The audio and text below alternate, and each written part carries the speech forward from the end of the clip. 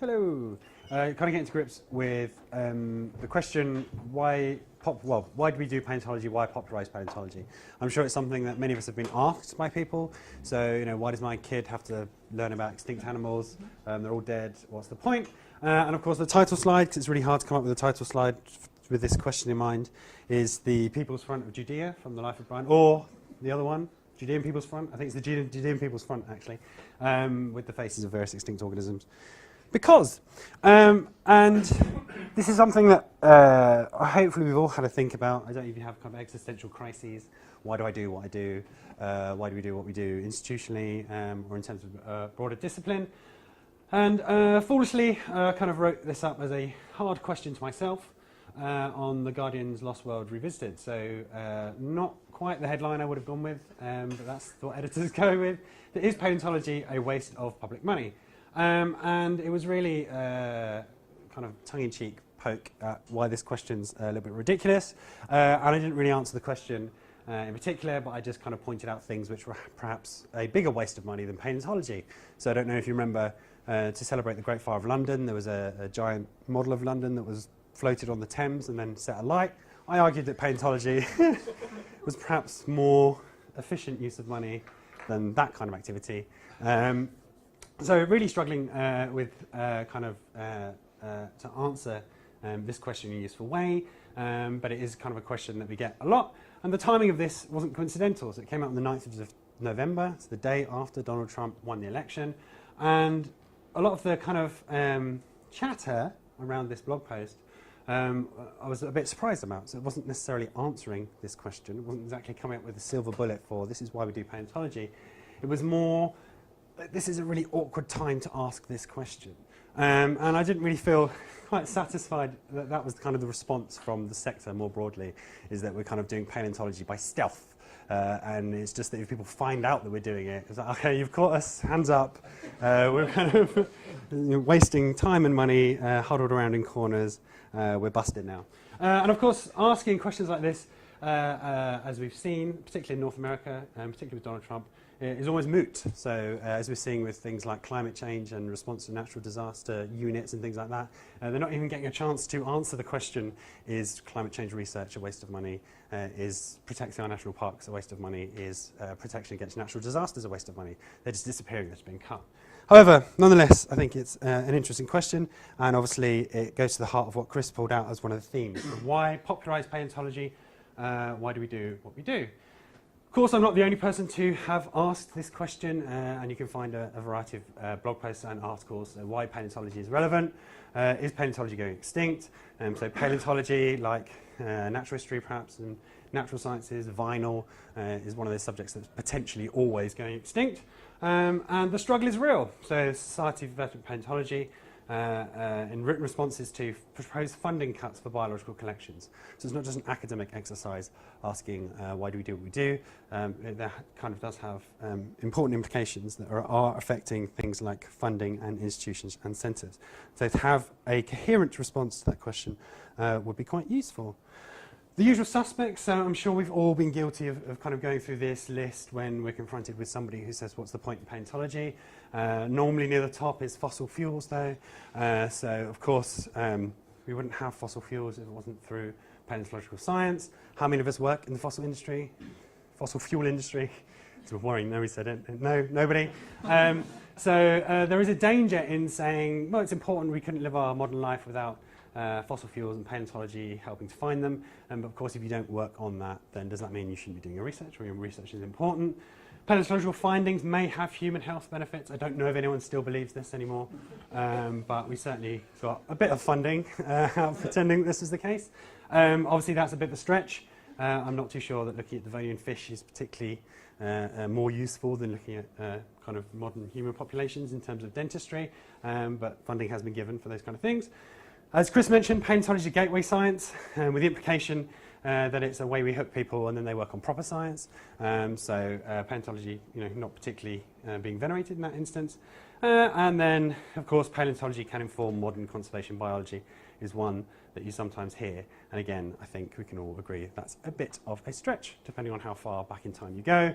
And as it is, often conservation biologists aren't reading what the taxonomists are writing, let alone what the paleontologists are writing. So again, bit of a stretch to say we have to go back a couple of 100 million years to find out what's happening from partial remains to inform how we can save, I don't know, whales or elephants. So the tumbleweed there is kind of representing the kind of dusty go-to responses that I'm sure we've all kind of used in the past. But this is kind of, it's not, again, it's not just an academic exercise. I mentioned this last time. This document is Geology for Society, produced by the Geological Association, and it's really an advocacy document for why geology is important to society.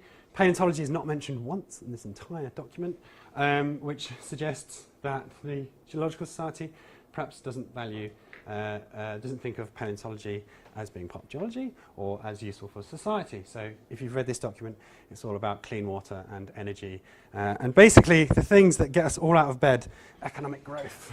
So obviously it's very hard, but more and more common in our society. It has to justify everything in terms of economic growth or human health benefits. But I think human health benefits kind of is a subsection of economic growth, because if you're ill, you can't contribute to the economy. So the human health bit is important, so we can get you back up to this bit here. So how does paleontology feed into this? Well, it doesn't. So this is sometimes perhaps why we have a struggle trying to answer the question as why we do it. So it has a nebulous, paleontology generally has a nebulous utility. We can't directly point to something as having a direct benefit because of paleontology to that broader society economic growth. Limited professional roles within and kind of beyond academia. So we can't even say paleontology creates jobs. We all know that's not the case. And there's no role in kind of marketable products, which is one of the kind of definitions of research.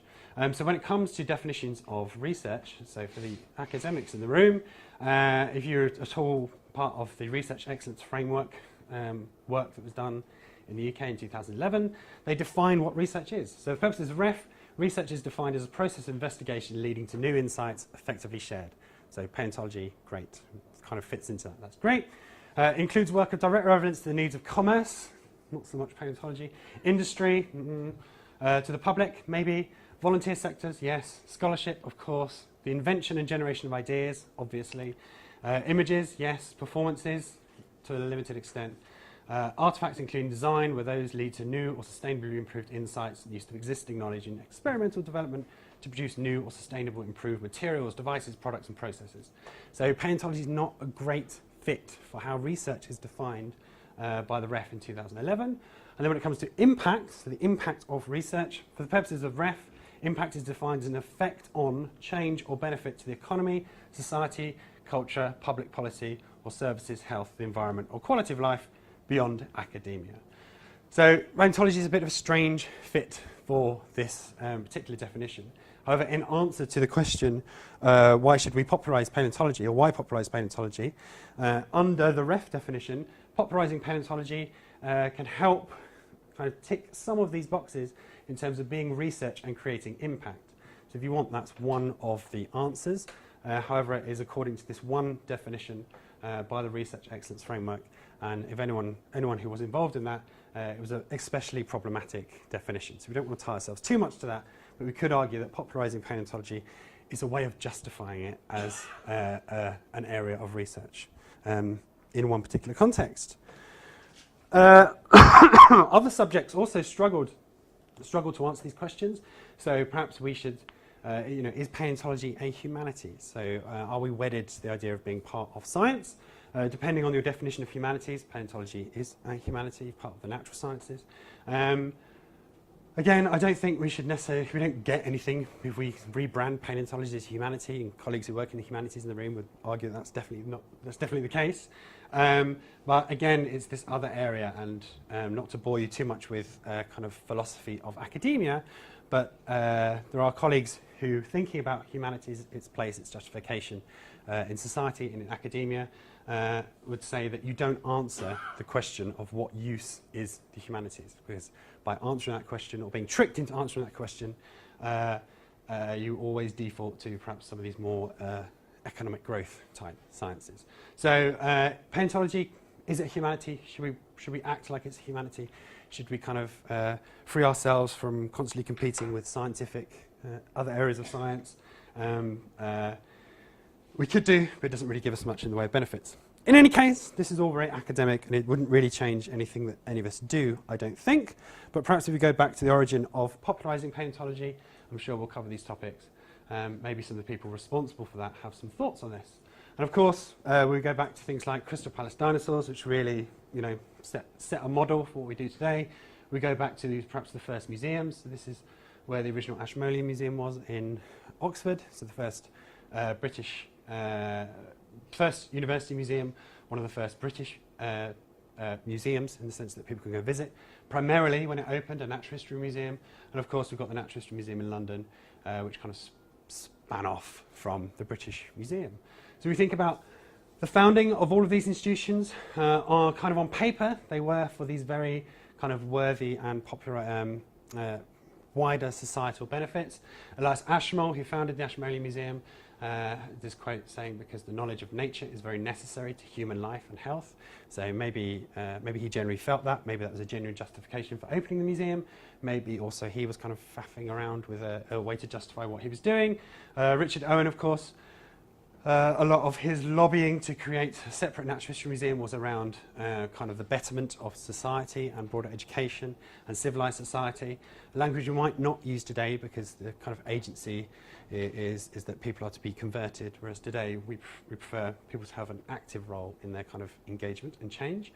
And from University of Manchester, bizarrely, Boyd Dawkins ending a manuscript on coal, with a quote that some of you will realise that knowledge is better than riches. So when we go back to the 19th century, people are quite happy, and beyond even, people are quite happy to say learning about and being interested in this is enough in its own kind of, of its own accord and in its own right. But of course we struggle, or these sound like weak arguments when we make them today, because they're not tied to we're directly saving lives or we're kind of creating jobs. However, we do a huge amount of popularizing paleontology. I think maybe it's something we just do so much, and it's just so ingrained in what we do, is that we really take it for granted. So I think if we compare to other earth sciences even, and other sciences, we don't do quite so much on quite a scale. This is kind of a scale of socialism, I guess. So be it from things like, and this is all something that I'm fairly confident we've all taken part in. So be it something like fossil festivals, doing outreach in classrooms, working with museums, toys, we've owned them, perhaps a few of you have designed them, through to kind of things like Jurassic World, through to documentary series, popular books on paleontology and science. A lot of us, of course, contribute to social media. Then you get bizarre things like Walking with Dinosaurs stage shows, and then at this end you've kind of got your more hardcore academic materials. Now, of course, there are still some colleagues who argue that if you're not doing this bit, you're kind of wasting your time. You're not a proper scientist. This is all the kind of stuff that you do when you're not working hard enough on your peer-reviewed science. But of course, we all realise that this is kind of all part of the same spectrum. And when we think back to how we all decided to go into the various careers that we're in, it's probably stuff down here that got us into stuff rather than the stuff, the kind of stuff up here. What's interesting about all of this is, to most people in society, it's all a kind of luxury activity. It's not something that you are forced to do. It's not something you need to do, perhaps with the exception of learning about it in the classroom and at school. But as you know, paleontology is not really on the national curriculum in this country. Certain aspects of evolution are. So again, it's quite extraordinary, all the stuff that we do, that people even know what paleontology is, given that they have to find it through their own kind of study and exposure through a lot of the outputs that us and our colleagues create. So that's a good thing. I think we've done very well.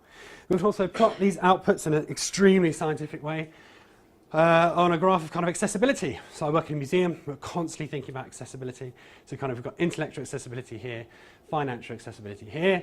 We know, so even in museums, we know that even the activity which is free, with perhaps the exception of schools outreach, because everybody has to go to school, even if we're doing things in a museum or a fossil festival and we're not charging for it, there are still significant barriers. So intellectual barriers, physical access barriers, financial barriers for getting people to engage with this activity. we'll be talking about privilege, I'm sure, quite a bit throughout this conference.